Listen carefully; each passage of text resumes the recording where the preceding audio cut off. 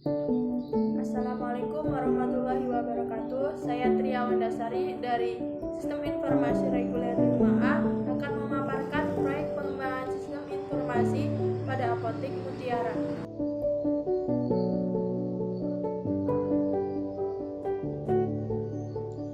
Proyek pengembangan sistem informasi pada Apotik Mutiara.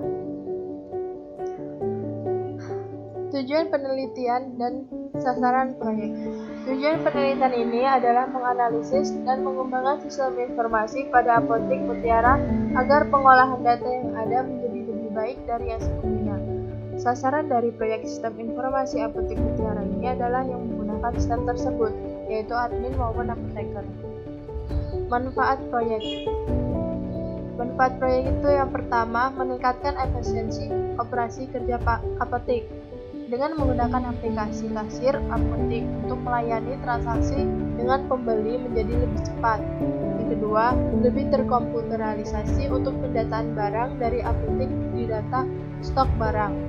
Selanjutnya, meminimalisir terjadinya kosongnya stok barang. Yang keempat, data yang disajikan lebih akurat tentang obat atau barang yang diperlukan dan disediakan dalam jumlah yang sesuai kebutuhan konsumen, sehingga sangat mempermudah bagi pengolah apotek untuk mengambil suatu keputusan.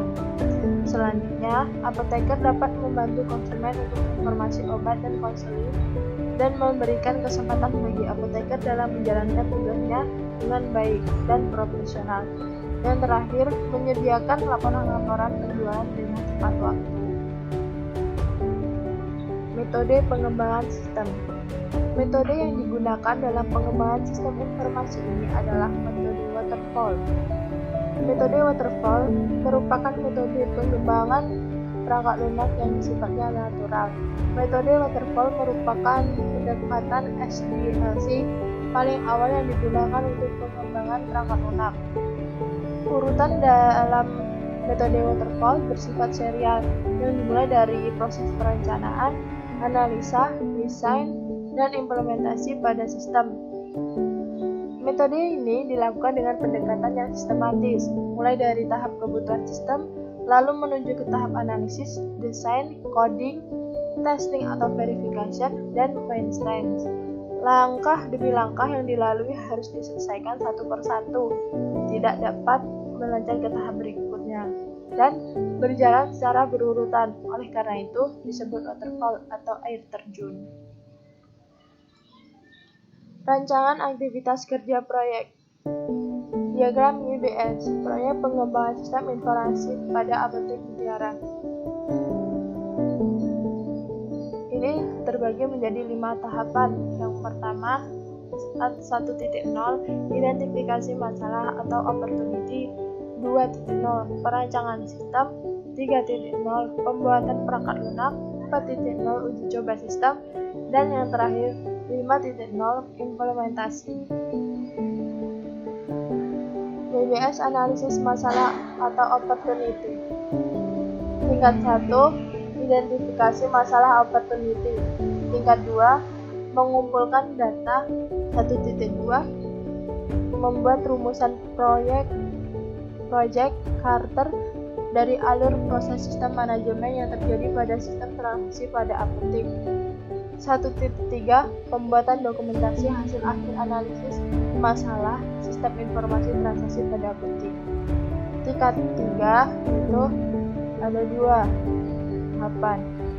1.1.1, melakukan wawancara. 1.1.2, melakukan observasi untuk menganalisa masalah. Tingkat 3 dari 1.1. Selanjutnya ada tingkat 4 dari 1.1 yang mengumpulkan data, yaitu 1.1.1, menyiapkan daftar pertanyaan untuk wawancara dengan pengolah sistem informasi pada transaksi apotek. 1.1.1.2, membuat janji untuk melakukan wawancara dengan pengolah sistem informasi pada apotek. 1.1.1.3, mendapatkan konfirmasi persetujuan melakukan wawancara dari pengelola sistem informasi pada transaksi apotek. Yang keempat, menyiapkan lokasi wawancara dengan pengelola sistem informasi pada transaksi apotik. Yang kelima, melakukan wawancara dengan pengelola sistem informasi pada transaksi apotik. Dan yang keenam, membuat dokumentasi hasil wawancara dengan pengelola sistem informasi pada transaksi apotik. Selanjutnya ada tingkat 3 dari melakukan observasi untuk menganalisa masalah.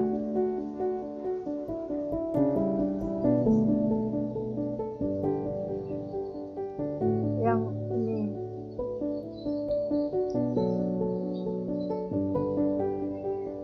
Tingkat keempat, 1.1.2.1 membuat surat izin melakukan observasi ke pihak pengelola sistem informasi transaksi pada apotik.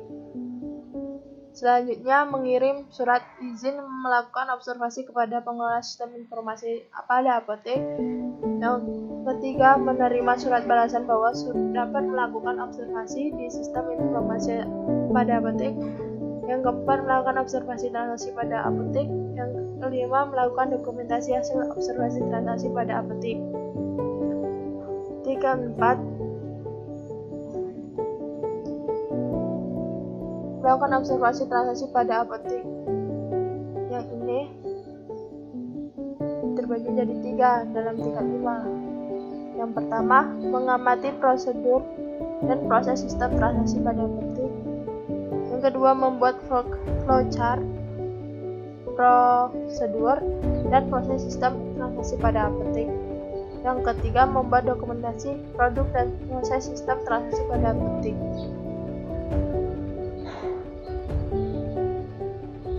Selanjutnya tingkat 2, 1.2, membuat rumusan project character dari alur proses sistem manajemen yang terjadi pada sistem transaksi pada apotek. Pada tingkat 3 terbagi menjadi 4 tahapan. Yang pertama, 1.2.1 identifikasi masalah, 1.2.2 ruang lingkup proyek, 1.2.3 mengidentifikasi biaya proyek, 1.2.4 dokumentasi hasil. Untuk tingkat 3, 1.2.1 identifikasi permasalahan terbagi menjadi 3 tahapan. Pada tingkat keempat, yang pertama, 1.2.1.1 menganalisis permasalahan sistem pada sistem transaksi pada apotek. Yang kedua, 1.2.1.2 membuat hasil kesimpulan analisis permasalahan pada sistem transaksi pada apotek. 1.2.1.3 membuat dokumentasi hasil analisis permasalahan. Untuk ruang lingkup yang ini terbagi menjadi 3 tahapan dan tingkat 6. Satu, identifikasi ruang lingkup proyek, merumuskan lingkup proyek yang sesuai dengan project manager, dokumentasi hasil ruang lingkup proyek. Yang ketiga, yang 1.2.3 mengidentifikasi biaya proyek, itu dibagi menjadi 2, mengestimasi anggaran biaya proyek pengembang. Yang kedua, membuat estimasi biaya pada proyek. 1.2.4 dokumentasi hasil, membuat dokumentasi hasil analisa permasalahan dan membuat dokumentasi hasil ruang lingkup proyek.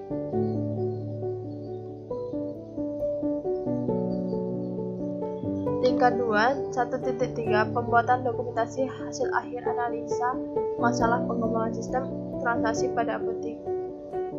Tingkat 3, 1.3.1 mengumpulkan dokumentasi hasil analisis masalah pengembangan sistem transaksi pada apotek.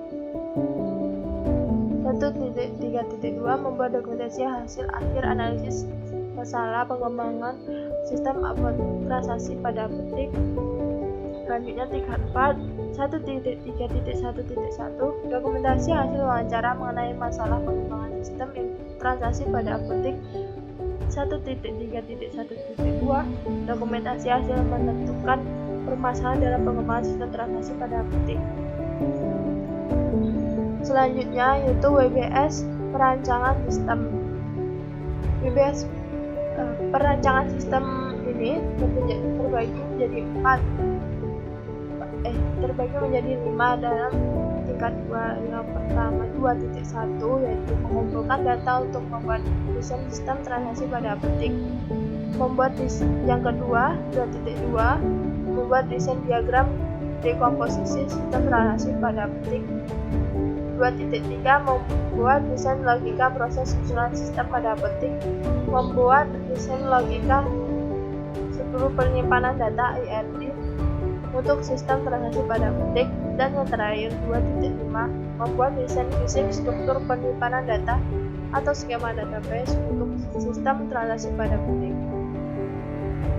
Tingkat 3 yaitu 2.1.1 mempelajari dokumentasi hasil analisis masalah pengembangan sistem transaksi pada apotek.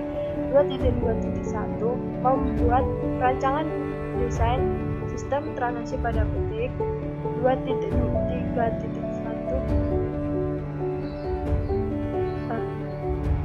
saya ulangi 2.2.2 yang bawah ini membuat dokumentasi hasil desain sistem transaksi pada apotek. Selanjutnya 2.3.1 membuat rancangan desain logika proses sistem usulan DFD untuk sistem transaksi pada apotek. 2.3.2 membuat dokumentasi hasil desain logika proses sistem usulan untuk sistem transaksi apotek. Selanjutnya yang 2.4 ini terbagi menjadi 2, membuat rancangan desain logika penyimpanan data IRD untuk sistem transaksi pada apotek. 2.4.2 membuat dokumentasi hasil desain logika penyimpanan data IRD untuk sistem transaksi pada apotek. Dan yang terakhir ini ada 2.5.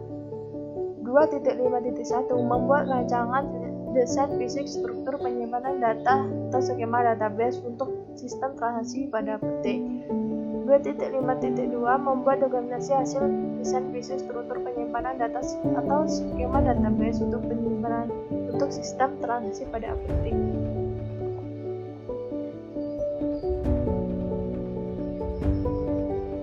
Dan ini selanjutnya di bagian slide ini terdapat lanjutannya lagi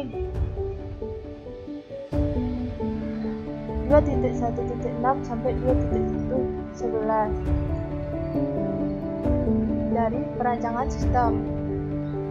2.6 membuat desain basic proses sistem usulan atau BDFD untuk sistem transaksi pada apotek.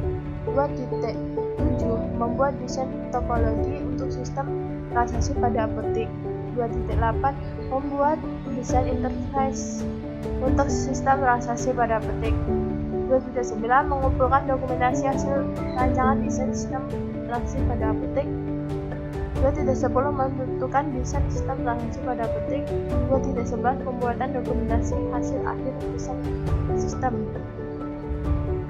Tingkat 3 2.6.1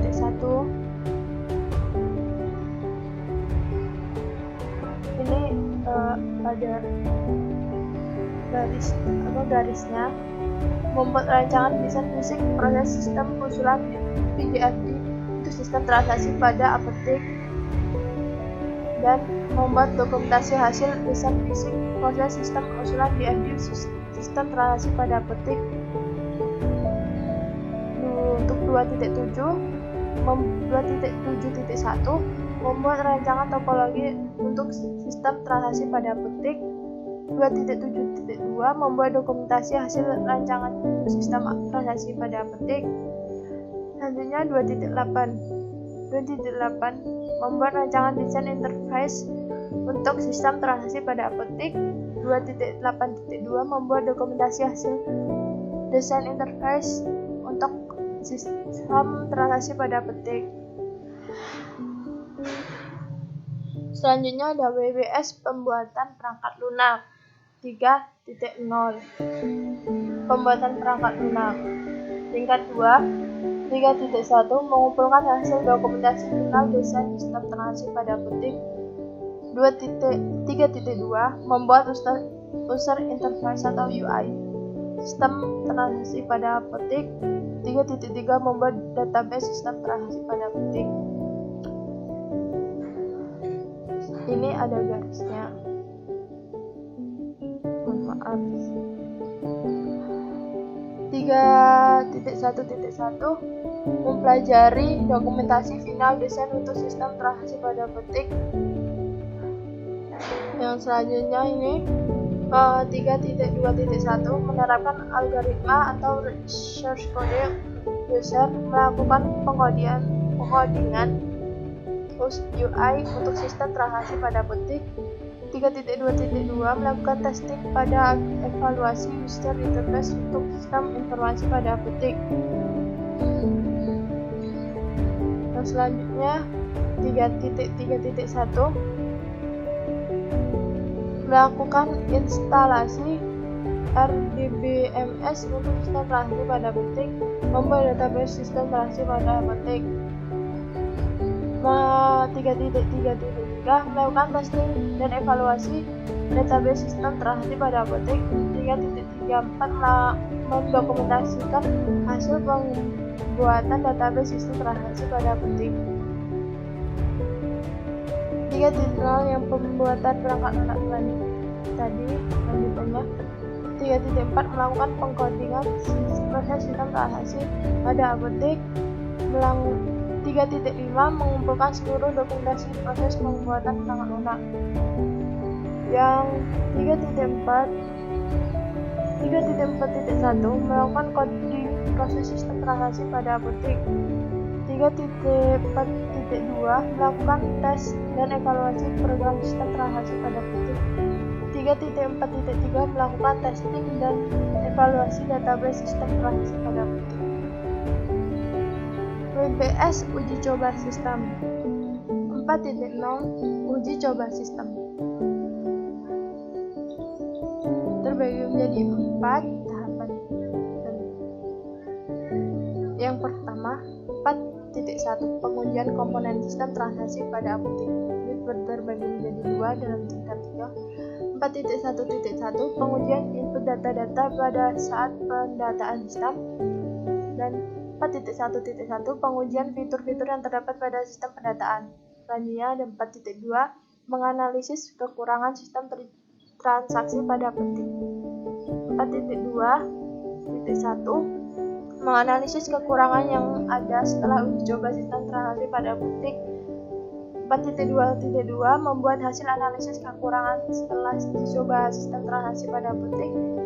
Dan 4.2.3 membuat dokumentasi hasil kekurangan sistem transaksi pada petik. Untuk 4.3 memperbaiki kekurangan sistem. 4.3.1 melakukan rapat dalam melakukan evaluasi. 4.3.1.1 melakukan jadwal dan lokasi, menentukan jadwal dan lokasi. 4.3.1.2 melakukan rapat evaluasi perbaikan. 4.3.1.3 dokumentasi hasil rapat. 4.4 mengumpulkan dokumentasi keseluruhan sistem transaksi pada apotek. Dan yang terakhir itu ada WBS implementasi. WBS implementasi ini terbagi menjadi 3 yaitu 1. 5.1 instalasi sistem terbagi menjadi 3 dalam tingkat 3. 5.1.1 melakukan instalasi software yang diperlukan untuk sistem transaksi pada apotek. 5.1.2 instalasi sistem transaksi apotek. 5.1.3 konfigurasi sistem transaksi pada apotek. 5.1.4 testing sistem transaksi pada apotek. 5.2 itu dokumentasi.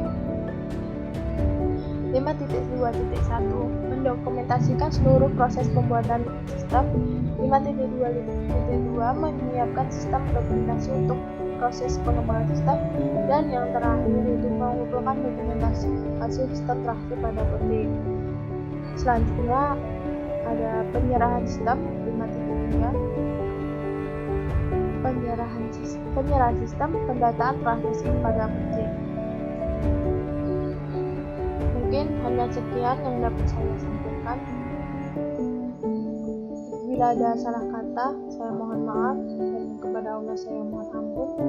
Saya ucapkan terima kasih. Wassalamualaikum warahmatullahi wabarakatuh.